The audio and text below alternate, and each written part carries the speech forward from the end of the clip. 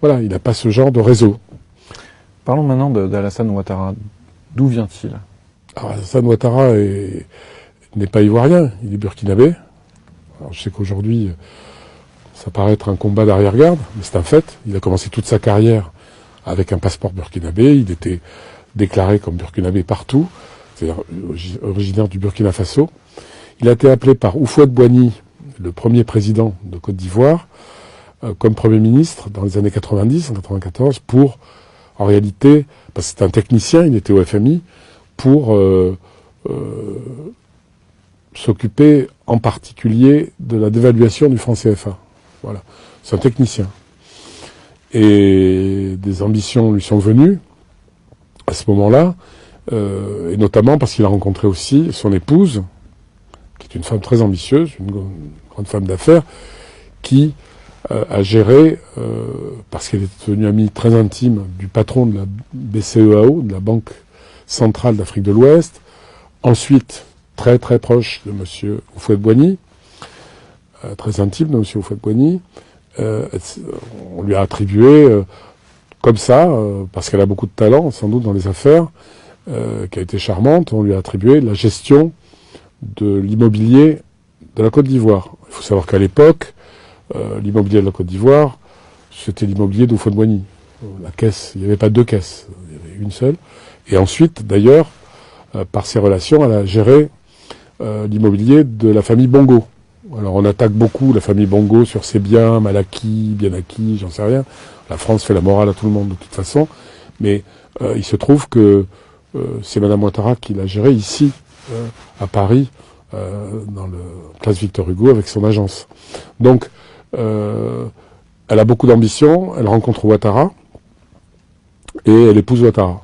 Ce qui fait beaucoup de peine à Houphouët-Boigny, paraît-il, et ça serait la raison pour laquelle Jacques Chirac n'aimait pas Ouattara. Parce qu'il avait, selon le chargé des affaires africaines de l'Élysée à l'époque, M. Bonnecorse, il avait piqué la femme d'Houphouët. Dixit, M. Bonnecorse. D'accord. Et l'affaire Armajaro, est-ce que vous pouvez m'expliquer? Armajaro, c'est un géant du cacao anglo-saxon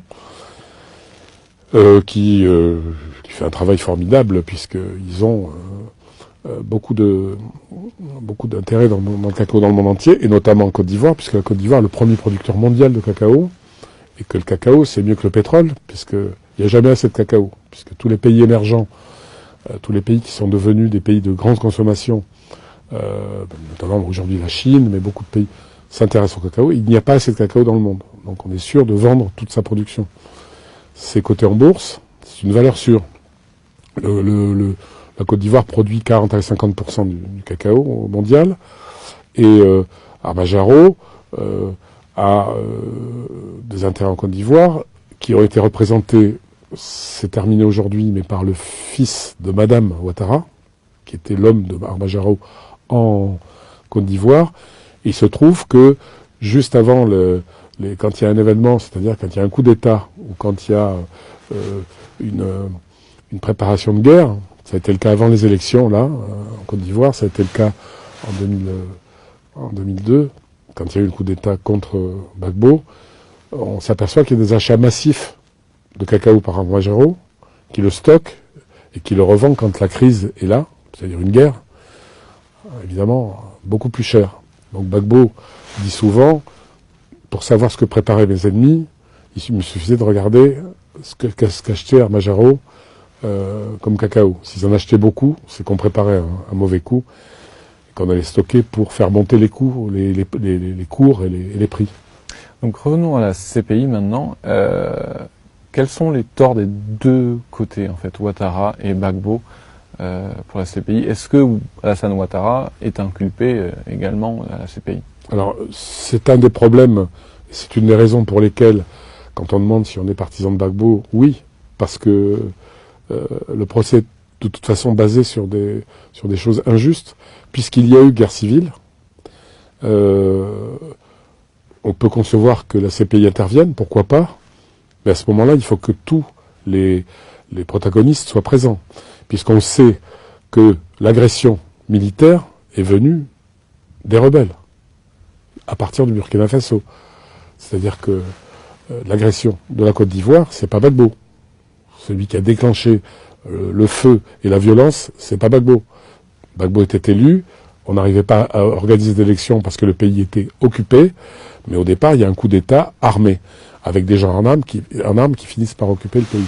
Donc, il y a eu beaucoup de massacres qui sont documentés par les ONG, par beaucoup de gens. Enfin, il y a des preuves. Il y a des massacres à Duékoué, il y a eu un village du Nord, une bourgade du Nord, il y a eu plus de 900 morts dans une journée. Il y a eu, je donne des exemples, mais 60 gendarmes massacrés avec leur famille à Adjamé, près d'Abidjan, tués un par un. Les exemples sont multiples. Or, on ne retrouve rien de tout cela à la CPI. Il y a un responsable, c'est M. Gbagbo. Quand on fait parler les victimes aujourd'hui, on fait parler les victimes comme c'était des victimes de M. Gbagbo. Je rappelle que la CPI a retenu, pour les forces de sécurité légales de l'époque, 168 morts. On parle de 3000, et il y en a eu beaucoup plus. Mais il serait donc logique que M. Ouattara soit présent à la CPI, comme M. Soro, qui était chef des rebelles. Et puis, on va dire comme témoin assisté peut-être un représentant français, puisque la France n'est pas, en l'occurrence, simplement un témoin. Elle n'est pas neutre. Elle est intervenue militairement. Alors, on va dire que c'est pour faire respecter les motions de l'ONU, mais en fait, militairement, elle est venue débarquer, chercher M. Ouattara dans sa maison, à la suite d'un litige électoral. Monsieur Gbagbo. Elle est venue le chercher chez lui, et c'est elle qui l'a débarqué manu militari. C'est un fait. Donc, il devrait y avoir tous les protagonistes pour qu'on règle le problème. Là, M. Gbagbo étant seul, il est clair que c'est un coup monté pour se débarrasser de lui, et c'est tout. Donc la Cour pénale internationale est une justice uniquement pour les vainqueurs en Afrique ou dans les Balkans? Bah, surtout en Afrique. Non, les Balkans non, puisque la CPI n'existait pas au moment des affaires de la Yougoslavie, si vous faites allusion à cela. Ils ont dépendu du TPI. Bon. Mais la CPI, quand j'ai rencontré les Serbes, moi, quand j'allais en prison, c'était les seuls blancs d'ailleurs. Hein. Parce qu'aujourd'hui, il n'y a plus que des Noirs qui commettent des crimes contre l'humanité, il n'y a que des Noirs, c'est connu. Donc, effectivement, la CPI apparaît aujourd'hui comme surtout un tribunal politique. C'est malheureux. Mais j'allais dire, c'est plus le bureau du procureur, en l'occurrence. Il faut être très précis. Je pense que les magistrats ont dit le droit. Il y a un juge italien, Cuno Tarfuser, et son tribunal, qui ont dit le droit, qui ont acquitté M. Gbagbo. Mais le bureau du procureur s'accroche à ces résultats, et il faut souligner que le premier procureur de la CPI, c'était M. Moreno Ocampo, Luis Moreno Ocampo, un Argentin. Il est avéré que c'est un corrupteur, je le dis, s'il veut faire un procès, il le fait. Il y a des affaires, il y a une enquête en cours à la CPI, parce qu'il a corrompu des gens de la CPI. Qu'il avait des contacts uniquement avec M. Ouattara. Il est allé, alors qu'il est en train de juger un procès qui concerne la Côte d'Ivoire, il est allé voir M. Ouattara. On sait très bien de quel pays, de quel camp il était. Il y a eu des réunions à Paris entre M. Sarkozy, M. Ouattara et M. Moreno Ocampo. On a trouvé des mails, vous le savez, entre la CPI, le Quai d'Orsay et M. Ouattara pour envoyer M. Gbagbo à La Haye. C'est pas judiciaire, c'est pas juridique, ce sont des affaires politiques. Donc, il apparaît bien que le bureau du procureur, oui, a agi d'une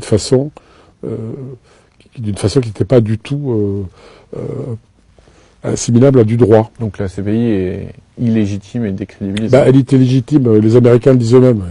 Monsieur John Bolton est intervenu dès qu'il s'est agi d'enquêter sur l'Afghanistan et de possibles méfaits de l'armée américaine en Afghanistan. Monsieur John Bolton, qui était un conseiller de Monsieur Trump, a dit pratiquement qu'il allait leur casser la gueule, qu'il allait saisir leurs avoirs en Amérique, tous les membres de la CPI, qu'il allait les poursuivre individuellement, enfin le feu, quoi. Bon.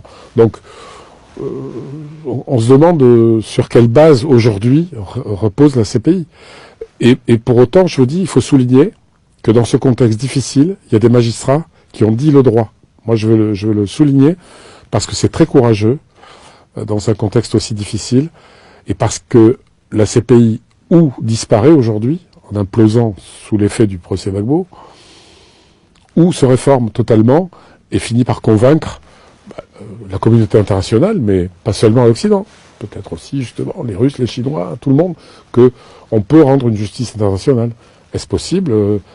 Le projet est noble. Maintenant, dans la pratique, on s'aperçoit que c'est pas ça. Admettons que Gbagbo est libéré donc ces prochains jours. S'il peut revenir en 2020 pour l'élection présidentielle Côte d'Ivoire, est-ce que vous pensez qu'il peut gagner? Je pense que... Est-ce qu'il est toujours populaire dans son pays? Oui. Je pense que on le verra quand il... J'espère pour lui, parce que quand il reviendra en Côte d'Ivoire, c'est son seul souhait. C'est un Ivoirien. C'est quelqu'un qui veut vivre en Côte d'Ivoire, qui a une maison dans son village. On ne connaît pas, je vous le dis au passage, le village de M. Ouattara en Côte d'Ivoire, parce qu'il n'en a pas. Tout Africain se définit par son village. Je viens de là. M. Ouattara est incapable de citer son village puisqu'il n'en a pas en Côte d'Ivoire. Je le dis au passage parce que c'est important de voir comment les gens sont enracinés, sont légitimes dans leur pays. Donc évidemment, M. Gbagbo veut rentrer dans son village, veut rentrer à Abidjan et naturellement aussi faire de la politique.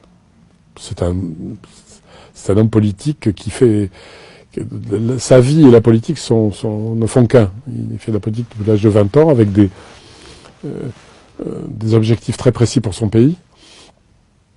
Jamais pour lui, parce que Ouattara lui a un jour demandé comment il se faisait qu'il prenait pas d'argent sur les marchés qu'il passait avec les grandes sociétés étrangères. Voilà. C'est une question que lui a posée M. Ouattara. Et Gbagbo lui a répondu, je fais de la politique, pas des affaires. C'est assez extraordinaire, surtout en Afrique, sans doute, mais en tout cas, c'est le cas. Si c'était pas le cas, je vous garantis qu'on aurait prouvé le contraire depuis longtemps.